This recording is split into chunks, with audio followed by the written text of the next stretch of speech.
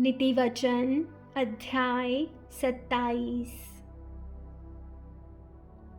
कल के दिन के विषय में डिंग मत मार, क्योंकि तू नहीं जानता कि दिन भर में क्या होगा।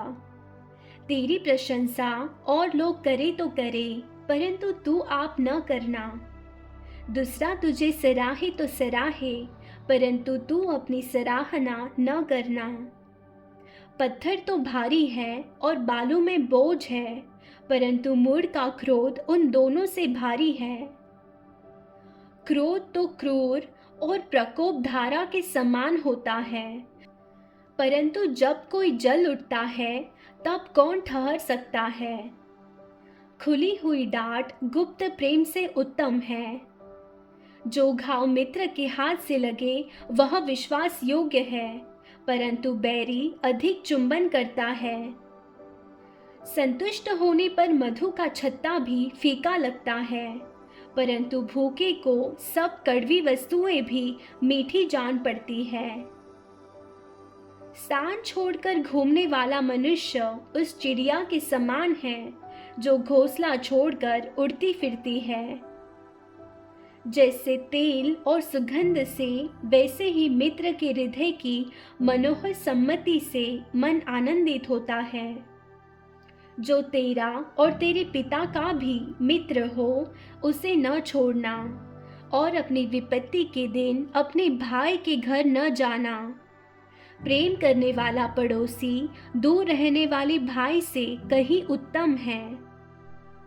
हे मेरे पुत्र, बुद्धिमान होकर मेरा मन आनंदित कर, तब मैं अपने निंदा करने वाले को उत्तर दे सकूंगा। बुद्धिमान मनुष्य विपत्ति को आती देखकर छिप जाता है, परंतु भोले लोग आगे बढ़े चले जाते और हानि उठाते हैं। जो पराये का उत्तरदायी हो उसका कपड़ा, और जो अनजान का उत्तरदायी हो उससे बंधक की वस्तु ले ले। जो भोर को उठकर अपने पड़ोसी को ऊंचे शब्द से आशीर्वाद देता है, उसके लिए यह शाप गिना जाता है।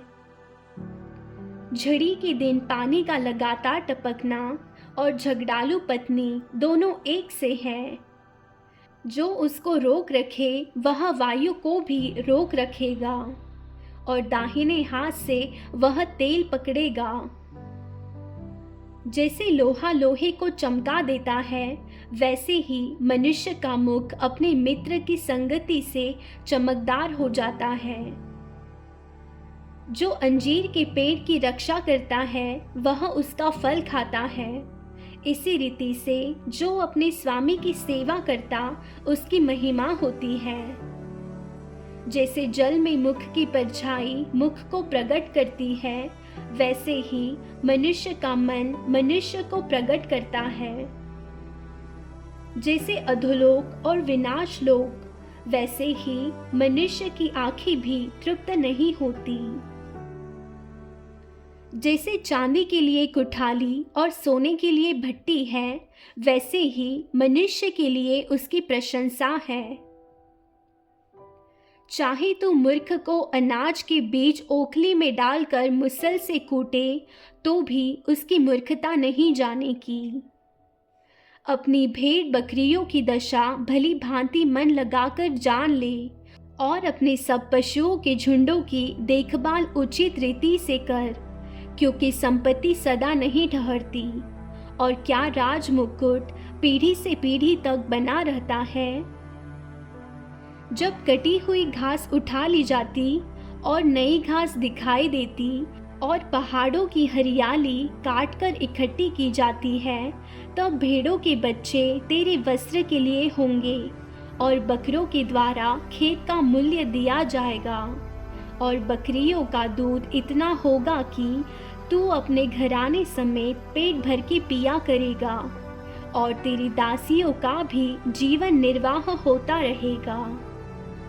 आमीन।